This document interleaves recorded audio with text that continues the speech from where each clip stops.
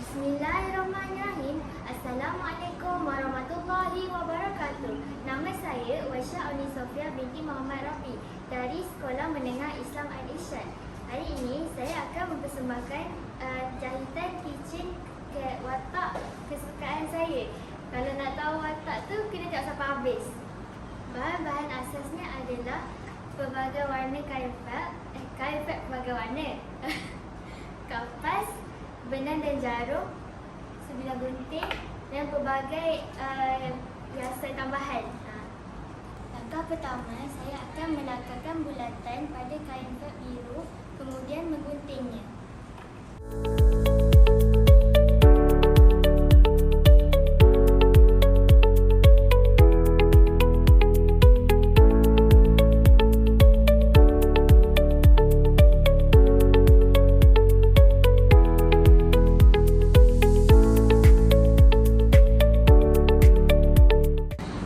Kedua, saya akan menjahit sekeliling bulatan tersebut menggunakan jahitan insang pari.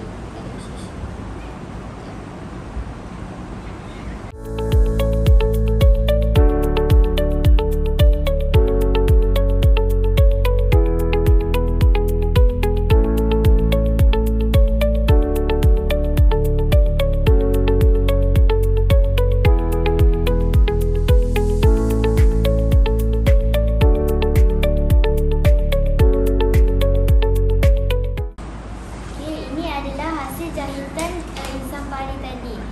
Seterusnya saya akan memasuki segumpal kapas.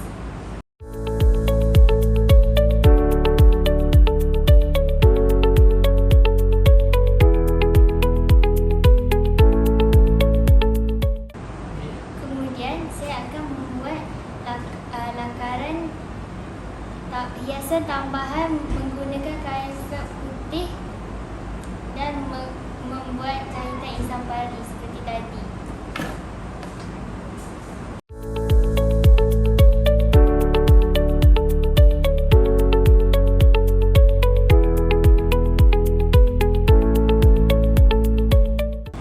Jadi ini adalah hasil jahitan insang pari tadi. Seterusnya saya akan menggunakan kain felt biru untuk membuat lakaran rambut belakangnya pula. Inilah hasilnya.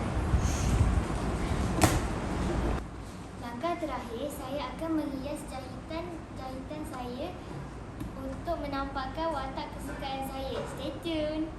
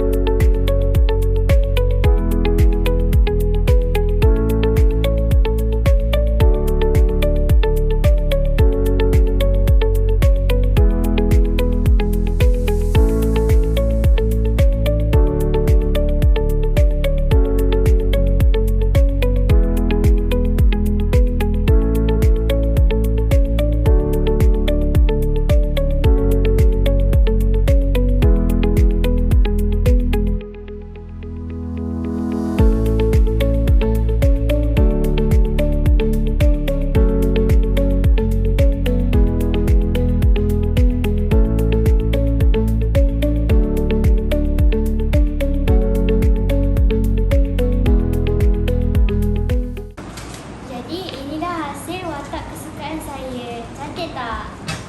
Ini adalah kitchen. Teka nama dia apa? Ini sahaja daripada saya. Assalamualaikum warahmatullahi wabarakatuh. Terima kasih.